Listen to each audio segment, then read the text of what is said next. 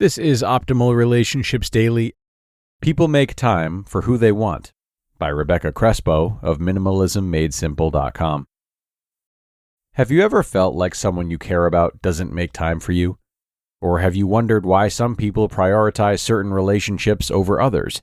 It's a common experience, and one that can leave us feeling hurt and confused.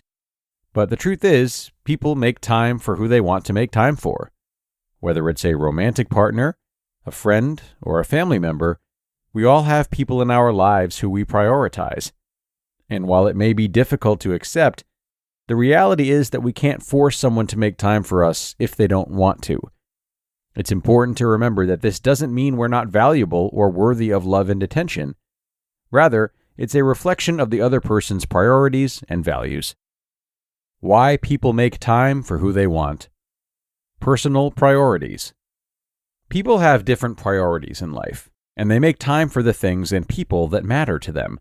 It's natural to prioritize activities that bring us joy and fulfillment, such as spending time with loved ones, pursuing hobbies, or advancing our careers. When someone repeatedly cancels plans or doesn't make time for you, it may be a sign that they have other priorities that take precedence over their relationship with you. Emotional connection. People also make time for those that they have an emotional connection with. If someone feels a deep connection with you, they are more likely to prioritize spending time with you. Emotional connections can be built through shared experiences, open communication, and mutual trust.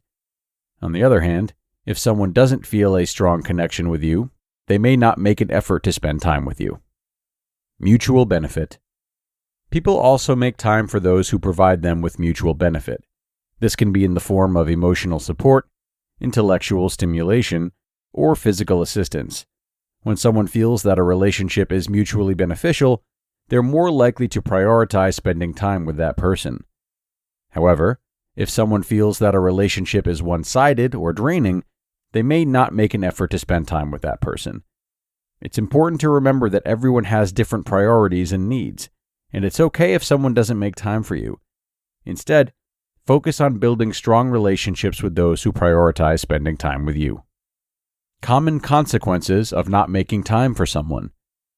Relationship strain. When you consistently fail to make time for someone, it can lead to strain in your relationship. The person you are neglecting may feel unimportant, unappreciated, and unloved. Over time, this can cause resentment and damage the trust and bond that you once shared. Additionally, not making time for someone can lead to feelings of loneliness and isolation. This can be especially true for individuals who have few close relationships in their lives. When you consistently fail to make time for someone, you're essentially telling them that they are not a priority in your life. This can be incredibly hurtful and damaging to your relationship. Missed opportunities.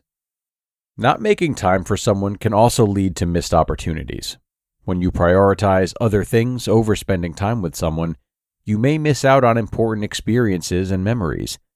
For example, if you consistently turn down invitations from a friend to hang out, you may miss out on opportunities to try new things, learn new skills, or have fun experiences. Additionally, failing to make time for someone can cause you to miss out on opportunities for personal growth and self-improvement. Spending time with others can help you develop new perspectives, learn new things, and build new skills. When you consistently prioritize other things over spending time with someone, you may be limiting your own personal development and growth. Regret. Finally, not making time for someone can lead to feelings of regret. When you look back on your life, you may regret not spending more time with the people you care about. This can be especially true if you lose touch with someone or if they pass away. Regret can be a powerful emotion, and it can be difficult to deal with. By failing to make time for someone, you may be setting yourself up for future regret and sadness. It's important to prioritize the people in your life and make time for the relationships that matter most to you. How to make time for someone you want. Identify priorities. It's important to identify your priorities in order to make time for someone you want to spend time with. Take a look at your schedule and determine what activities and commitments can be adjusted or eliminated. Consider how much time you want to dedicate to this person, and make sure you have enough time available in your schedule to accommodate them. Set boundaries. Setting boundaries is crucial when making time for someone you want to spend time with. Be clear about your availability and communicate your schedule with them. Let them know when you're free to hang out and when you have other commitments. It's important to stick to your boundaries and not overcommit yourself. Ways to set boundaries: communicate your schedule clearly, stick to your schedule, don't overcommit yourself, and stay committed. It's important to stay committed to making time for someone you want to spend time with. Follow through on plans and make an effort to prioritize your time with them. Be consistent in your communication and scheduling to maintain a strong connection. Ways to stay committed: regular communication, sending a text or making a phone call to check in, consistent scheduling, setting aside a specific day and time each week to hang out, flexibility, and being open to adjusting plans when necessary.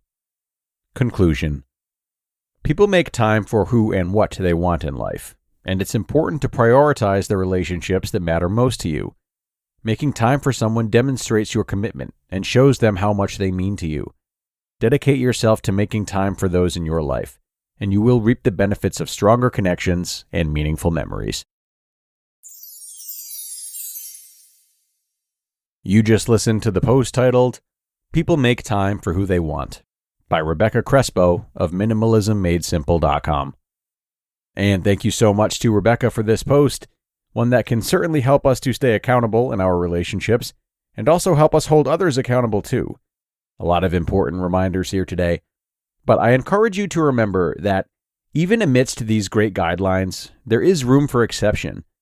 It's natural for us all to go through seasons of life in which we don't stay in touch with certain people to the degree that we care for them, and vice versa. You know, it's like the priorities that she mentioned at the beginning.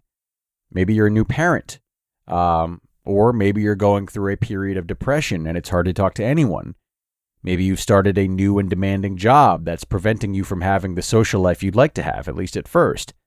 Or, maybe you've just happened to fall out of touch. These things happen. Not to mention the fact that we all have different definitions of how in touch we need to be or like to be. For some, it's critical to have regular phone calls and meetups to maintain a sense of friendship. For others, months can pass without talking to a best friend or a loved one.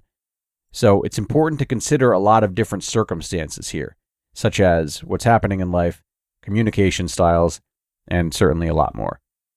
But that is going to bring us to the end for today, folks. Thank you so much for tuning in and doing right by your relationships by doing so. I hope you have a terrific day, and be sure to stop in tomorrow for more ORD, where your optimal life awaits.